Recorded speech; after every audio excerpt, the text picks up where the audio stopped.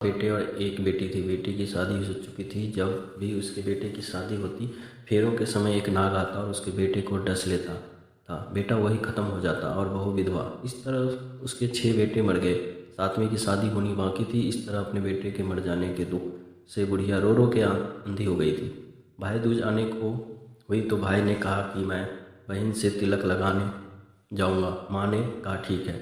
उधर जब बहन को पता चला कि उसका भाई आ रहा है तो वह खुशी से पागल होकर पड़ोसन के गई और पूछने लगी कि जब बहुत प्यारा भाई घर आए तो क्या बनाना चाहिए।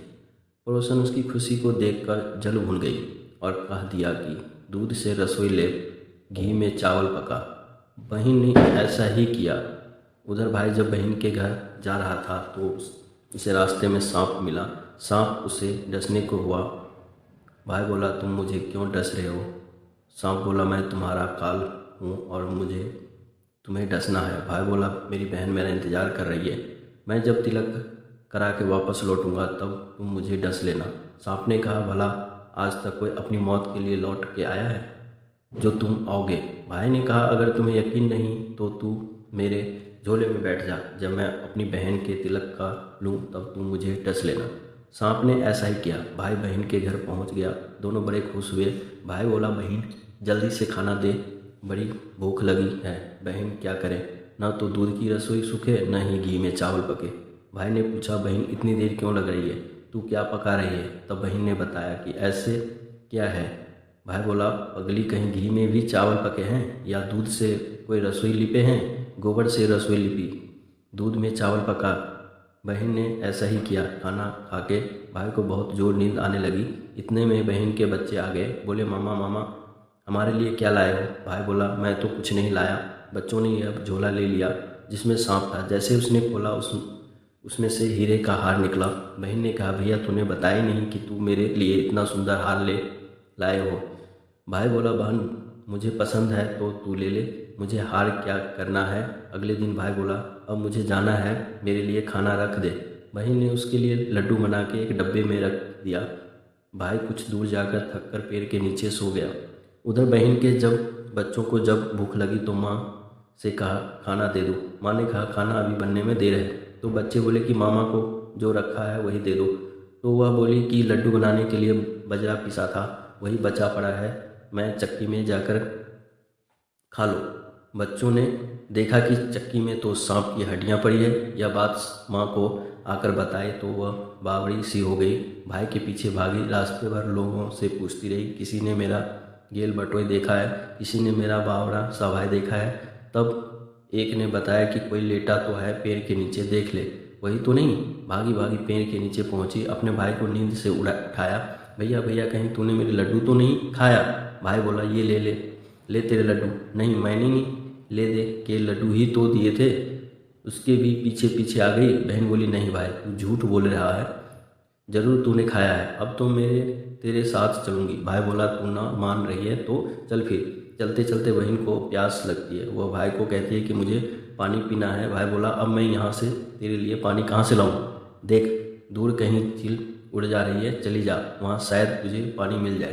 तब बहन वहाँ गई और पानी पीकर जब लौट रही थी तो रास्ते में देखती है कि एक जगह ज़मीन में 6 शिलाएँ गढ़ी हुई हैं और एक बिना गड्ढे रखी हुई थी। उसने एक बुढ़िया से पूछा कि ये शिलाएँ कैसी है। उस बुढ़िया ने बताया कि एक बुढ़िया है, उसके 7 बेटे थे। 6 बेटे तो शादी के मंडप में ही मर चुके हैं, तो उनके नाम से ये शिलाएँ ज़मीन में गड़ी है। अभी 7वें की शादी होनी बाकी है। जब उसकी शादी होगी तो वो भी मंडप ही मर जाएगा, तब यह 7वीं शिला भी ज़मीन में गिर जाएगी। यह सुन बहन समझ गई कि यह शिलाएँ किसी और की नहीं बल्कि उसके भाइयों के नाम की है। उसने यह बुढ़िया से आपने 7वें भाई को बचाने का उपाय सोचा। बुढ़िया ने उसे बतला दिया कि वह अपने 7वें भाई को कैसे बचा सकती है।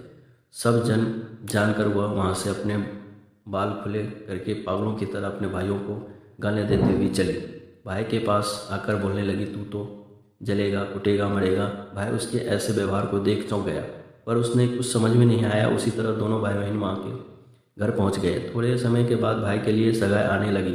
उसकी शादी तय हो गई। जब भाई को सहारा पहनाने लगे तो वह बोली इसको क्यों सहारा बंधेगा, सहारा तो मैं बनूंगी, ये तो जलेगा मरेगा। सब लोगों से परेशान होकर सहारा बहन को दिया।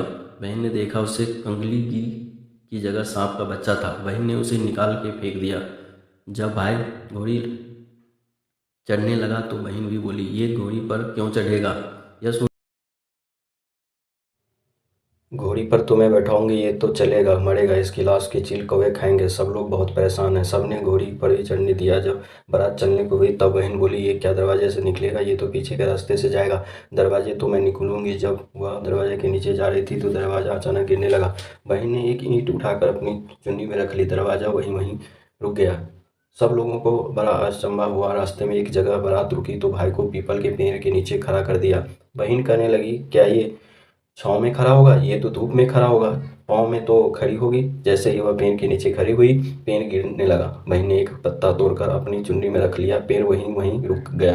अब तो सबको विश्वास हो गया कि बावली का कोई जादू टोना सीख कर आई है, जो बार बार अपने भाई की रक्षा कर रही है। और उसे करते करते फेरों का समय आ गया। जब दूल्हा आया तो उन्हें दुल्हन के कान में कहा, अब तक तो मैंने तेरे पति को बचा लिया, अब तू ही अपनी पति को और साथ ही अपने मरे हुए जेठों को बचा सकती है। फेरों के समय यह नाग आया और वो जैसे ही दूल्हे को डसने को हुआ, दुल्हन ने उस एक लोटे में भर के ऊपर से प्लेट से बंद कर दिया।